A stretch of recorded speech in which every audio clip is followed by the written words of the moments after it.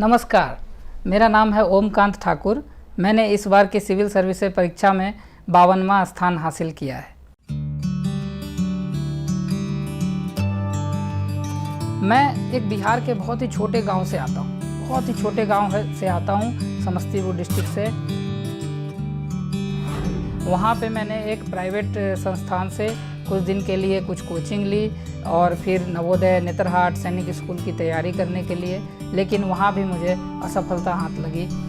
Engineering complete करने के लिए मैंने जो है 12th में काफ़ी तैयारी की, मेहनत किया। कुछ दिन के लिए मैं दिल्ली भी गया कि मैं IIT की तैयारी कर लूँगा, बट IIT में भी मुझे असफलता हाथ लगी। तो हमारे परिवार की स्थिति ऐसी थी और ऑलरेडी मेरी तैयारी में, पढ़ाई में जो है बहुत सारे खर्चे हो चुके थे।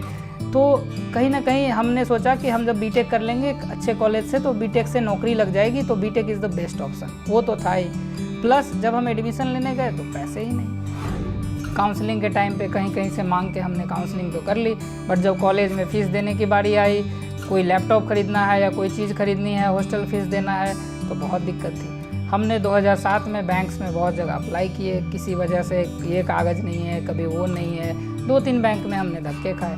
ग्रेजुएशन के बाद जो है मैंने लगभग 3 साल 8 महीने के करीब मैंने जॉब भी किया। वहाँ भी मैंने काफ़ी परिवर्तन किए। शुरू में इन्फोसिस में था, फिर मैं एक विरीडेंट नाम की एक स्टार्टअप में गया, फिर मैं फाइनली सैमसंग में मैंने जो है लगभग 2.5-3 साल के करीब मैंने सैमसंग में काम किया अस्थायी रूप से, अच्छे तरीके से। बेंगलोर से जॉब छोड़ के आता हूँ, कोचिंग ज्वाइन करता हूँ। कोचिंग का परिवेश वही है कि मतलब आप जब जाते हो कोचिंग में तो 400 लड़के, 500 लड़के होते हैं। मैं पहले ही दिन फ्रस्ट्रेट, अरे यार इतने बड़े बैच में मैं कैसे compete करूँगा, और ऐसे ऐसे तो कितने हज़ारों बैच चल रहे हैं पूरे ऑल इंडिया में।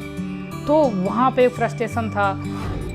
और उसके पीछे जब मैं एनालिसिस करता हूँ तो मैं देखता हूँ कि मैंने सही से प्लानिंग नहीं की थी, अच्छे से पढ़ाई नहीं की थी। 4-5 बार तो अपने कमरे ही बदल रहा हूँ, सही से तैयारी नहीं कर रहा हूँ, कोचिंग भी पैरेलली करनी है, सेल्फ स्टडी भी करनी है।